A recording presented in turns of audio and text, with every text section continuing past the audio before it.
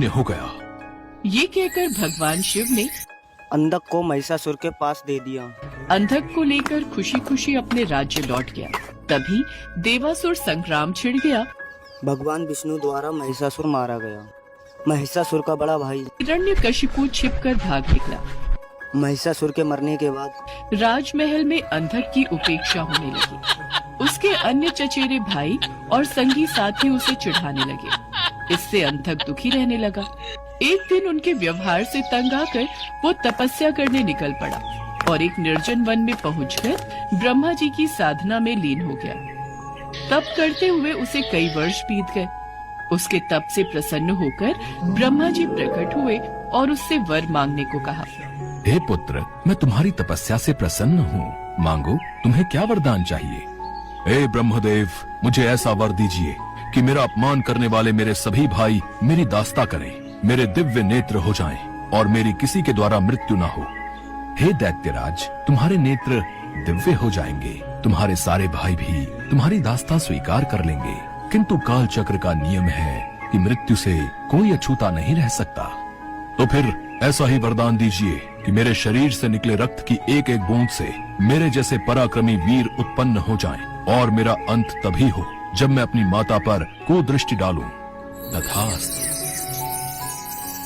तथास्तु कहकर ब्रह्मा जी अंतर्ध्यान हो गए और अंधक वरदान पाकर नेत्रवान बन जाता। वरदान प्राप्त करके वो बेहद अत्याचारी हो गए।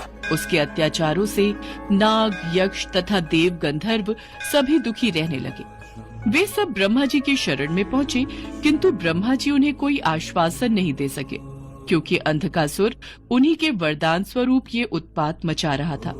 सभी देवता भगवान शिव के पास पहुँचे। हे शिव शंकर, ब्रह्मा जी के वरदान से अंधक ने चारों दिशाओं में उत्पात मचा रखा है। हमारी रक्षा कीजिए प्रभु। आप सब निश्चिंत रहिए।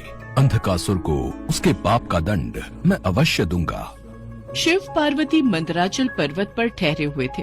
तभी अंधक असुरों के साथ मंदराचल पर पहुंचा। पर्वत की सुरम्यता देखकर वो खुश होने लगा। कितना सुंदर स्थान है। क्यों न यहाँ अपने लिए एक स्थायी नगर का निर्माण करा दिया जाए। सेवक, जाओ और कोई उचित स्थान तलाश करो जहाँ हमारे लिए एक शानदार महल बन सके। जो आज्ञा महाराज। आज्ञा भगवान की पाकर वो खोज में दोनों निकल असुर पड़े। कुछ दूर जाने पर उन्होंने भगवान शिव और देवी पार्वती को देखा। वाह, क्या सुंदरी है। लेकिन ये इस तपस्वी के पास क्या कर रही है? इसे तो राजमहल की शोभा होना चाहिए। चलकर महाराज को सूचित करते हैं। चलो चलो, महाराज को बताते